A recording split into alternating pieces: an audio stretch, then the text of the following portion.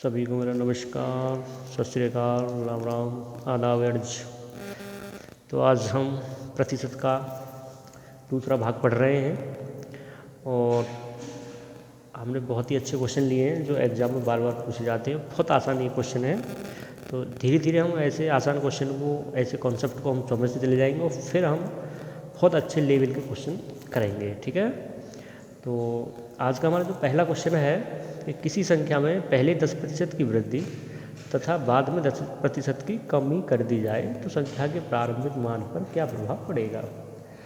तो इस क्वेश्चन को बनाने में बहुत सारे तरीके हैं, लेकिन मैं आपको दो ऐसे तरीके बता देता हूँ जो बहुत ज़्यादा कैलकुलेटिव नहीं होंगे, मतलब आसान होंगे बहुत ही ज़्यादा, और आप फट से सेकंडों में आप उसका आंसर निकाल सकते हो। ठीक है, तो पहला जो तरीका है हमारा रेशियो वाला तरीका रहेगा। ठीक है, तो हम क्या करेंगे, 10% है तो 10% का मतलब होता है 1/10। ठीक है, तो संख्या को पहले 10% बढ़ाया गया, मतलब वहाँ जो रेशियो होगा, पहले का रेशियो लिख लेंगे हम। ठीक है, और बाद का या अब का रेशियो। ठीक है, तो 10% बढ़ाने का मतलब 10 में 1 बढ़ा दिया, 10 से कितना हो गया 11, यानी कोई संख्या 10 थी तो उसमें 1 बढ़ा दिया, कितना हो गया 11। लेकिन पुनः उसमें क्या कर दी, 10% की कमी कर दी। तो अब 10 में 1 की कमी कर दोगे तो 10 से कितनी रहेगी वो संख्या 9। तो 10 गुणा 10 कितना हो गया 100, और 11 गुणा 9 कितना हो गया 99। तो हम यहाँ पर क्या करते हैं, मल्टीप्लाई करते हैं, ये आपको याद रखना है। ठीक है, तो कोई संख्या पहले 100 थी, 99 रहेगी बाद में, तो कमी हुई ना, तो कितने की कमी हुई, तो 1 की कमी हुई। कितने की कमी हुई, 1 की। तो प्रतिशत कमी हमें निकालनी है। ठीक है, प्रतिशत कमी, तो प्रतिशत जो कमी आ जाएगी हमारे पास वही आ जाएगी कि 1 की कमी हुई, कितने पर कमी हुई, 100 पर। तो 1/100 और गुणा में 100 परसेंटेज बनाने के लिए। ठीक है, मैंने बताया था परसेंटेज बनाने के लिए क्या करते हैं, 100 से गुणा परसेंटेज लगाते हैं। 100 से 100 कट गया तो 1% की क्या होगी, संख्या में कमी होगी। ठीक है, तो सबसे पहली बात तो आपको ये याद रखना कि ऐसे केस में हमेशा कमी होती है कि अगर प्रतिशत की वैल्यू समान है, यानी 10% की कमी 10% की वृद्धि, या बोलते 20% कमी 20% की वृद्धि, या कि 30% की कमी 30% की वृद्धि, मतलब परसेंटेज क्या होनी चाहिए, समान होनी चाहिए, प्रतिशत क्या होनी चाहिए, सेम होनी चाहिए। तो हमेशा कमी होती है ऐसे क्वेश्चन में। ठीक है, तो पहला तरीका तो ये था आपके पास कि आपने रेशियो से बना लिया। ठीक है, इतना भी करने की जरूरत नहीं थी, आप यही देख लेते 100 से 99, मतलब 1 की कमी, तो 1 की कमी 100 पर। तो जो चीज़ 100 पे होती है वही तो परसेंटेज होती है, तो 1% हम डायरेक्ट लिख सकते थे। लेकिन मैं ये कोशिश उन बच्चों के लिए कर रहा हूँ जो मैथ में थोड़ा कमज़ोर हैं, जिनका बैकग्राउंड मैथ का नहीं है। ठीक है, तो आइए दूसरा तरीका इसका जानते हैं। तो दूसरा तरीका हमारे पास इसकी ट्रिक है या फॉर्मूला, कुछ भी आप बोल सकते हो, कि ऐसे क्वेश्चन में जिसमें प्रतिशत वैल्यू समान होती है तो हमेशा कमी होती है, और कितने की कमी होती है, x² / 100। ये माइनस इस वजह से लगाया मैंने ताकि आपको ये याद रहे कि कमी होती है, x² / 100% की कमी होती है। तो कैसे इस फॉर्मूले को हम लगाएंगे, हम क्या करेंगे कि 10% की कमी है, 10 की ही वृद्धि कर दी बाद में, उससे कोई फ़र्क नहीं पड़ेगा, या पहले आप वृद्धि कर लो, कमी कर लो, या पहले कमी कर लो फिर वृद्धि कर लो। ठीक है, 10 गुणा 10 बट्टे क्या कर दोगे 100, 2 जीरो, फिर 2 जीरो कट गई, 1 ही बच गया, तो यानी 1% की कमी। ये हमें याद रखना है कि कमी ही होती है, ये मैं आपको बार बार बोल रहा हूँ। ठीक है, तो उम्मीद है ये चीज़ आपको समझ में आई होगी। इसके और भी बहुत सारे तरीके हैं, उनसे भी हम बना सकते हैं, लेकिन मैंने आपको ये 2 तरीके ऐसे जेन्युइन बता दिए हैं, ये कभी भी फेल नहीं हो सकते। ठीक है, अब आते हैं दूसरे क्वेश्चन में। तो हमारे पास जो दूसरा क्वेश्चन है वो है कि किसी संख्या में पहले 5% की वृद्धि कर दी और पुनः 5% की कमी कर दी तो संख्या के प्रारंभिक मान पर क्या प्रभाव पड़ेगा। तो सबसे पहले इसको हम रेशियो से बना लेते हैं कि 5% का मतलब क्या होता है, 5% का मतलब होता है 1/20, मतलब 5/100 करेंगे तो 1/20 आ जाएगा। ठीक है, तो यानी पहले संख्या 20 थी। ठीक है, तो पहले वृद्धि कर लो या कमी कर लो, तो 20 में मान लो वृद्धि कर दो पहले, तो 20 में 1 की वृद्धि कितनी होगी, संख्या 21। फिर 5% की ही कमी है तो वही 1/20 रहेगा, यानी 20 में फिर 1 कम हो गया, कितना हो गया 19। तो 20 गुणा 20 कितना हो गया 400, और 19 गुणा 21 करोगे तो ये आपका आ जाएगा 19 एकम 19, हासिल को 1, 19 दूनी 38 और 39। ठीक है, 399। तो 400 थी पहले संख्या, 399 हो गई तो कमी हुई ना, तो प्रतिशत कमी हमें निकालनी है। ठीक है, प्रतिशत कमी हमें निकालनी है। तो 1 की कमी हुई, कितने पे होगी 400 पर, गुणा 100% बनाने के लिए। ठीक है, तो 2 जीरो से 2 जीरो कट गई, 2 जीरो से 2 जीरो कट गई, तो 4 1/4 बच गया, मतलब 1/4, 4 से 1 में भाग लगाओगे तो 0.25, तो 0.25% की क्या हो गई, कमी हो गई संख्या में। ठीक है, देखो ये अब थोड़ा सा तरीका कैलकुलेटिव हो गया। ठीक है, आपको यहाँ गुणा करनी पड़ी। ठीक है ना, बाकी इतनी आप देखो, आप गणित पढ़ रहे हो तो भाई आपको थोड़ी बहुत गुणा तो भाग तो करने ही पड़ेंगे। अब ज़रूरी है कि आप 1 से लेकर 25 तक टेबल याद करें। ठीक है, और उनके स्क्वायर भी याद करें और क्यूब भी याद करें। ठीक है, घन भी याद करें, जिससे आप कैलकुलेशन जल्दी कर पाओगे। ठीक है, मेरी तो यही सलाह है, बाकी आपकी मर्जी, जो भी आपको नहीं याद होते तो क्या ही कर सकते हैं फिर। अब हम क्या करेंगे, दूसरा तरीका इसमें अप्लाई करेंगे। अब देखो दूसरा वाला तरीका इसमें बहुत जल्दी बहुत फास्ट से काम करेगा, जो मैंने ट्रिक बताई थी। क्या करते हैं, x² यानी 5 की कमी 5 की ही वृद्धि, तो 5 × 5/100%। ठीक है, तो 5 × 5 25 हो गया, 25 को आप 100 से भाग करोगे यानी 25/100। तो 100 से भाग करना बहुत आसान होता है भाई। 100 में 2 जीरो है, 2 संख्या छोड़ो, पॉइंट लगा दो, 0.25% की क्या हो गई, कमी हो गई। तो ये तरीका इसमें बहुत आसानी से लग गया, इसमें हमने आसानी से कैलकुलेशन कर ली। तो देखो हमें परसेंटेज में या किसी भी चैप्टर में तरीके सीखने पड़ेंगे, एक से ज़्यादा तरीके सीखने पड़ेंगे, जिससे हम ये पता लगा पाएँ कि कौन से तरीके से कौन सा क्वेश्चन आसान हो जाएगा। ठीक है, ज़रूरी नहीं कि रेशियो से हर एक क्वेश्चन आसान हो जाएगा। हो सकता है कि रेशियो से कैलकुलेशन बहुत ज़्यादा हो जाए, या ज़रूरी नहीं कोई ट्रिक हमने सीख ली उससे क्वेश्चन आसान हो जाए। हो सकता है उस ट्रिक को लगाने पर कैलकुलेशन बहुत ज़्यादा हो जाए। ये हमें कैसे पता लगेगा, जब हम प्रैक्टिस करेंगे, बहुत सारे क्वेश्चन हम लगाएंगे तो हमें खुद ही आइडिया हो जाएगा कौन सा तरीका से बेस्ट रहेगा। तो तरीका सिखाने के लिए हम हैं यहाँ पर। ठीक है, अगर आप हमसे जुड़े रहोगे तो हम आपको सारे तरीके सिखा देंगे, ये हमारा वादा है। ठीक है, और आइए नेक्स्ट टाइप लेते हैं हम। ठीक है, तो नेक्स्ट टाइप की बात करें कि अगर प्रतिशत समान ना हो तब क्या होगा। तो प्रतिशत अगर समान ना हो तो पहले मैं क्वेश्चन लिख देता हूँ यहाँ पे। ठीक है, मान लो क्वेश्चन ऐसे है, ये तीसरा क्वेश्चन है हमारे पास, कि किसी संख्या में पहले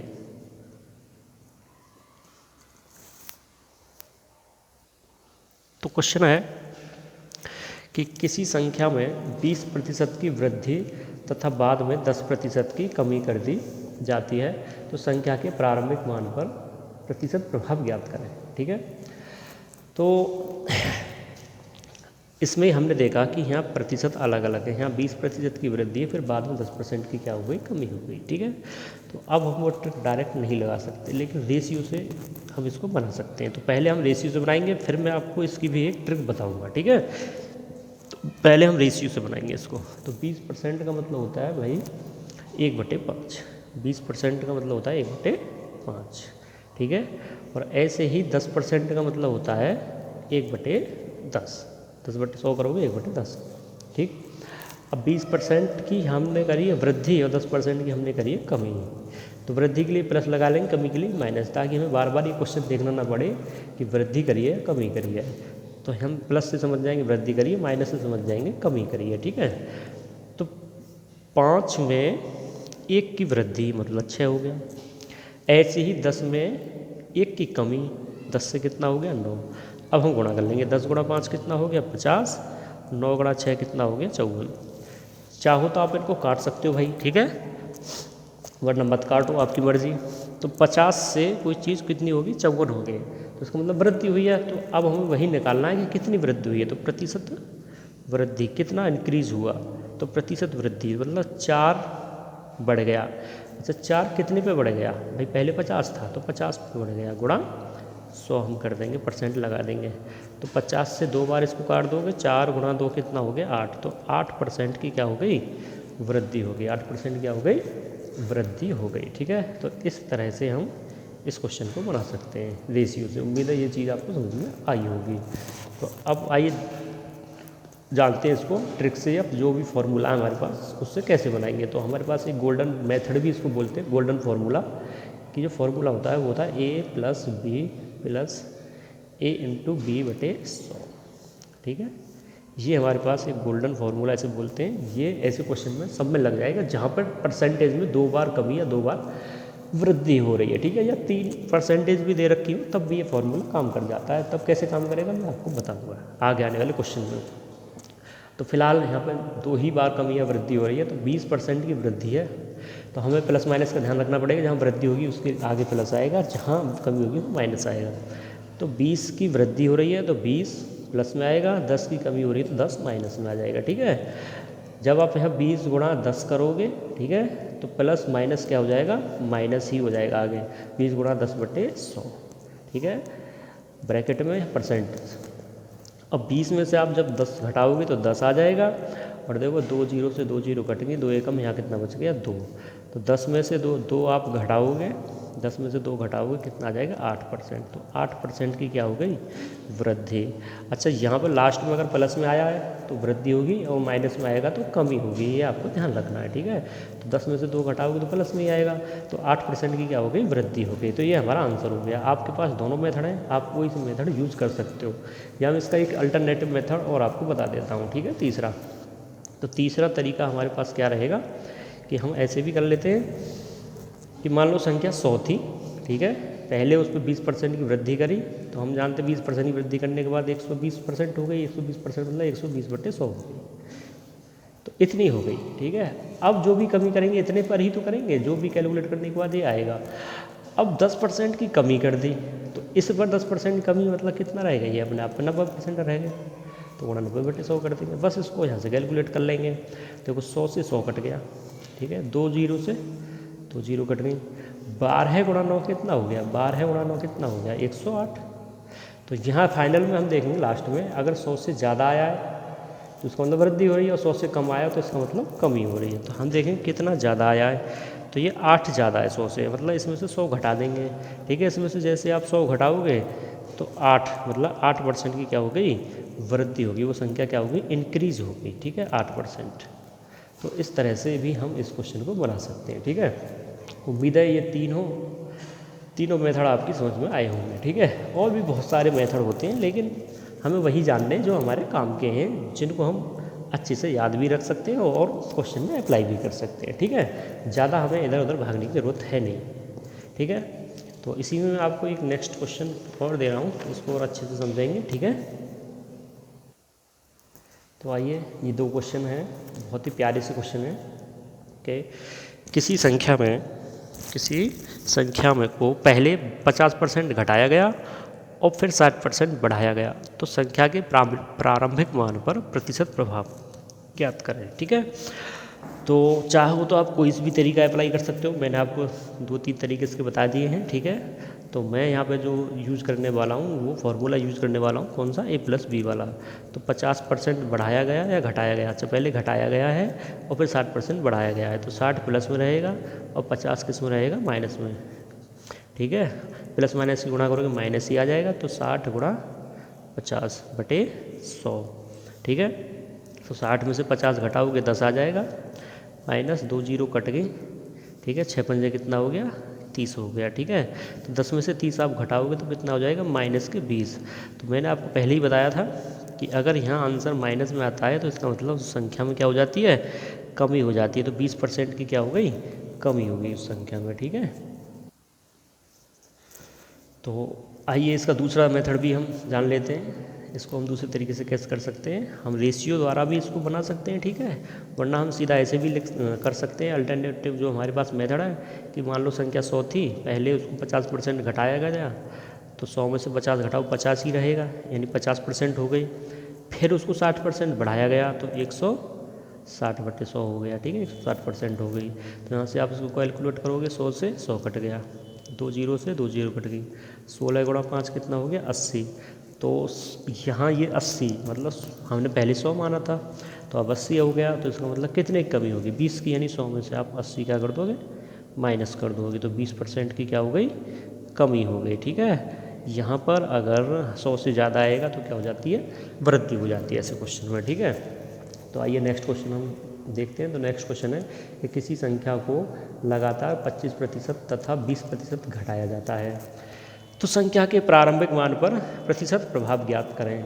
तो इसमें लगातार क्या कर रहा है, वो घटा रहा है, लगातार क्या कर रहा है, घटा रहा है। ठीक है, तो अगर लगातार ऐसी चीज़ों को घटाया जाता है तो इस फॉर्मूले को, गोल्डन फॉर्मूले को हम कैसे यूज़ करते हैं, a plus b minus a b बटे 100। मतलब अगर लगातार घटाता है तो यहाँ पे माइनस आ जाता है, ये आपको ध्यान रखना है, वरना आप अपने हिसाब से माइनस लगा सकते हैं। ठीक है, यानी माइनस मैंने आपको बताया था घटाता है तो दोनों जगह यहाँ भी माइनस आ जाएगा, यहाँ भी माइनस आ जाएगा, यहाँ माइनस माइनस क्या हो जाएगा, प्लस हो जाएगा। ठीक है, लेकिन जब आप माइनस कॉमन निकालोगे तो ये दोनों प्लस के हो जाएंगे, ये किसका हो जाएगा, माइनस का। ठीक है, तो हम क्या करेंगे, 25 प्लस फिर 20, ठीक है, माइनस 25 गुणा में 20 बटे में 100। ठीक है, लास्ट में परसेंट है। अब हम क्या करेंगे, 25 और 20 कितना हो गया, 45 माइनस, इसको आप कैलकुलेट करोगे तो 20 पंजे 100। ठीक है, और 5 से काट दो 25 को, 5 यानी 5 आ जाएगा। तो 45 माइनस 5 का मतलब कितना हो गया, 40%। तो उसमें 40% की क्या हो गई, कमी हो गई, 40% क्या हो गई, कमी। अब मुझे ये कैसे पता लगा कमी होगी, क्योंकि दोनों बार घटा ही रहा है तो इसमें से कमी होगी, सीधी सी बात है। ठीक है, बाकी आप दूसरा मेथड भी इसमें यूज़ कर सकते हो। दूसरा मेथड क्या है, अल्टरनेटिव मेथड हमारे पास, कि मान लो संख्या 100 थी, पहले उसको 25% घटाया तो 75 बटे 100 हो गई। ठीक है, फिर उसको कितना घटाया, 20% घटाया तो 80 बटे 100 हो गई, तो 100 से 100 कट गया। ठीक, अब यहाँ से काटोगे आप इसको, 20 चौक 80, 20 पंजे 100, 5 से काट दो कितनी बार, 75 को 15 बार, 15 चौका कितना हो गया, 60। पहले 100 थी, 60 रहेगी। ठीक है, तो 100 में से 60 माइनस करोगे तो कितना आ जाएगा आपके पास, 40, यानी 40% की क्या होगी, संख्या में कमी हो गई। ठीक है, तो अगर आपको हमारी ये क्लास पसंद आई हो तो इसको लाइक करें, अधिक से अधिक शेयर करें। ठीक है, हमें आपके सपोर्ट की बहुत अधिक आवश्यकता है, और इसी तरह से हम आपके लिए नई नई ट्रिक्स, नई नई वीडियो लाते रहेंगे। तो आज के लिए इतना ही, धन्यवाद, जय हिंद।